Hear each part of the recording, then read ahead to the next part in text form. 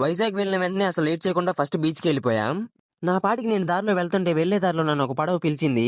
హే, నన్ను ఎక్కడైనా చూసావా, నేను నీకు గుర్తున్నానా అని అడిగింది. ఎవరబ్బా అని అడిగితే అదే ఉప్పెన సినిమాలో ఆసీని బేబమ్మని సముద్రంలో షికారికి తీసుకెళ్లిన పడవ నేనే అని చెప్పింది. వీడు చూడండి, చెప్పులకు మట్టి అవుతుందని తీసుకెళ్లి సముద్రంలో కడిగాడు, మళ్ళీ కడిగిన చెప్పులు తీసుకొచ్చి అదే ఇసుక మీద పెట్టి వేసుకుంటున్నాడు. పిక్చర్ల గురించి వెంటనే కానీ లైవ్ లో ఇదే చూడటం. డే అంతా తిరిగేసి మళ్ళీ ఈవినింగ్ వచ్చేసరికి అయితే ఆర్కే బీచ్ దగ్గరికి వెళ్ళాం. అనుకోకుండా బీచ్ లో ఇక్కడ మనల్ని ఒక 3 అమ్మాయిలు గుర్తించారనమాట. నాకైతే చాలా హ్యాపీగా అనిపించింది. అమ్మాయిలు మనల్ని గుర్తుపట్టారనమాట, కలవడానికి వస్తున్నారు, వద్దామా వద్దా అనుకుంటున్నారు. లేట్ కొంచెం లేట్ అయ్యారు, గుర్తుపట్టారు. మన వీడియోస్ వైజాగ్ దాకా వస్తుంది, నాకు ఇప్పుడు తెలిసింది, చాలా హ్యాపీగా ఉంది.